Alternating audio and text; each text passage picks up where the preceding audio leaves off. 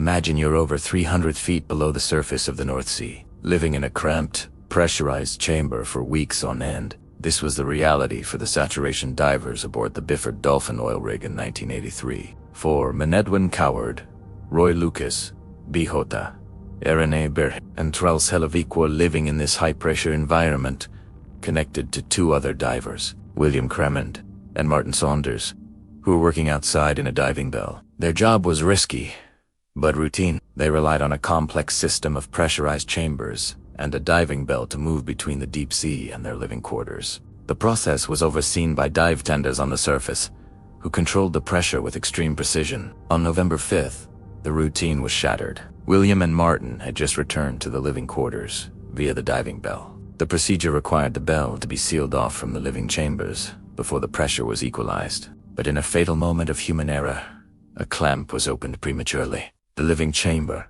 pressurized to 9 atmospheres 9 times.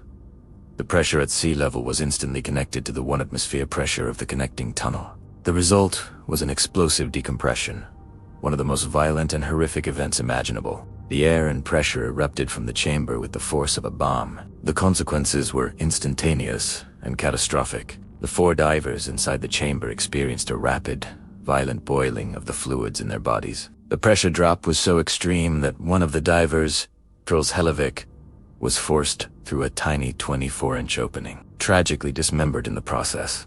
The other 3 divers were killed instantly by the massive internal trauma caused by the explosive change in pressure. The 2 tenders on the outside were also fatally injured by the blast. The Byford Dolphin Incident stands as a chilling reminder of the immense dangers of deep-sea exploration. It led to a massive overhaul of safety procedures and equipment designed for saturation diving operations worldwide. New regulations, stricter training, and fail-safe mechanisms were implemented to ensure such a tragedy could never happen again. The legacy of those 6 men is a safer industry for all who brave the crushing depths of our oceans. Thanks for watching.